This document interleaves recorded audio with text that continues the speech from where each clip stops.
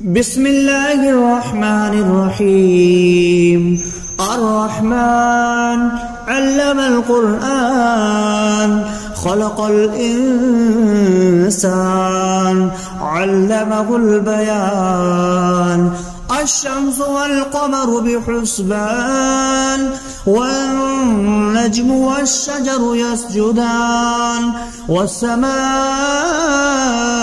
رفعها ووضع الميزان ألا تطغوا في الميزان وأقيموا الوزن بالقسط ولا تخسروا الميزان والأرض وضعها للأنام فيها فاكهة والنخل ذات الأكمام والحب ذو العصف والريحان.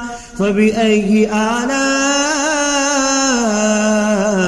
ربكما تكذبان؟ خلق الإنسان من صلصال كالفخار وخلق الجان من مارج من نار. فبأي آلاء ربكما تكذبان؟ رب المشرقين ورب المغربين. فبأي آلاء ربكما تكذبان؟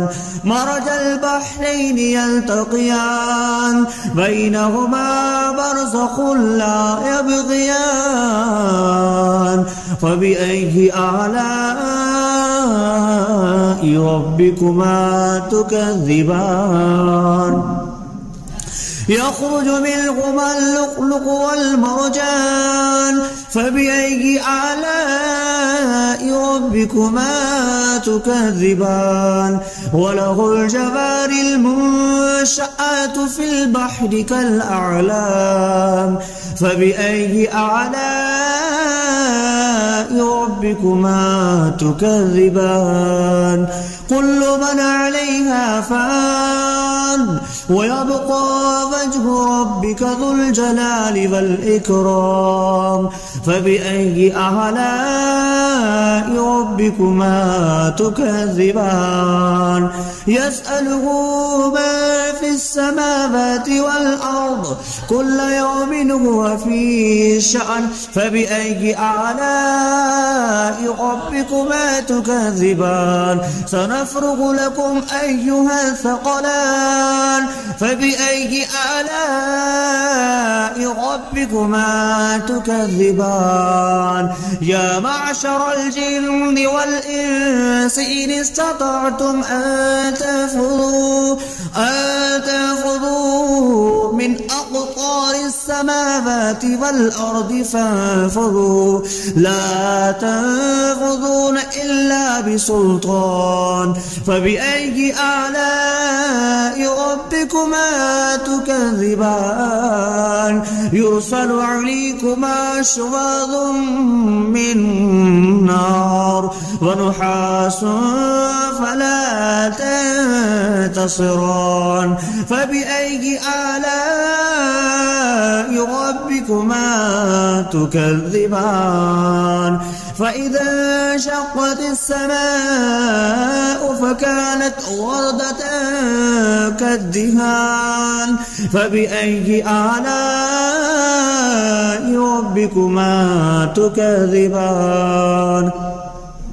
فيومئذ لا يسأل عن ذنبه إنس ولا جان. فبأي آلاء ربكما تكذبان؟ يعرف المجرمون بسيماهم فيؤخذ بالنواسي والأقدام. فبأي آلاء ربكما تكذبان؟ هذه جهنم التي يكذب بها المجرمون يطوفون بينها وبين حميم آن. فبأي آلاء ربكما تكذبان ولمن خاف مقام ربه جنتان فبأي آلاء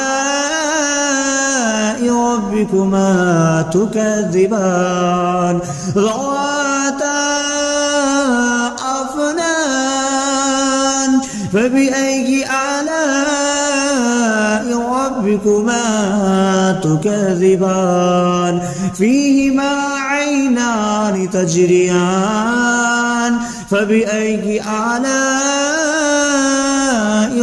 ربكما تكذبان فيهما من كل فاكهة زوجان فبأي آلاء ربكما تكذبان متكئين على فرش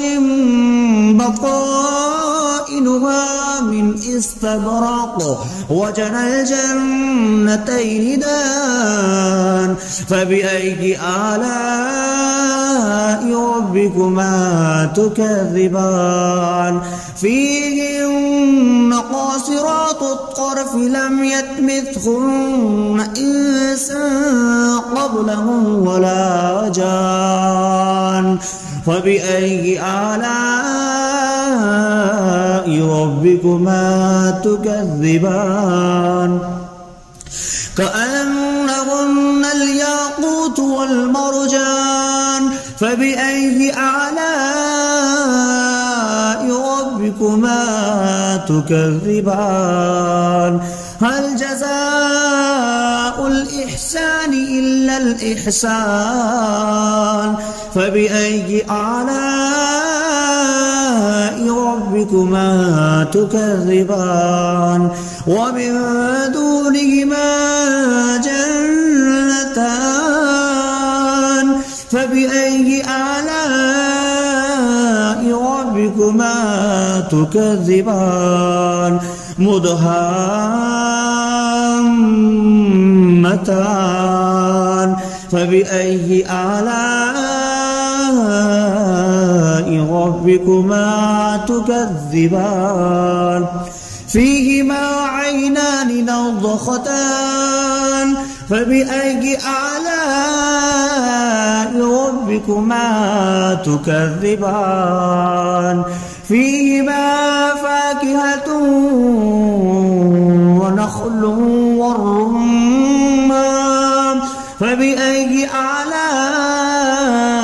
ربكما تكذبان فيهن خيرات حسان فبأي آلاء ربكما تكذبان حور مقصورات في الخيام فبأي آلاء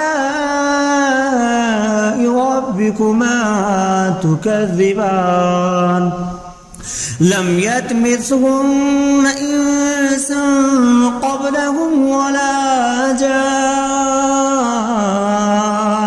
فبأي آلاء ربكما تكذبان متكئين على رفرف خضر وعبقري حسان فبأي آلاء ربكما تكذبان تبارك اسم ربك ذي الجلال والإكرام صدق الله العظيم.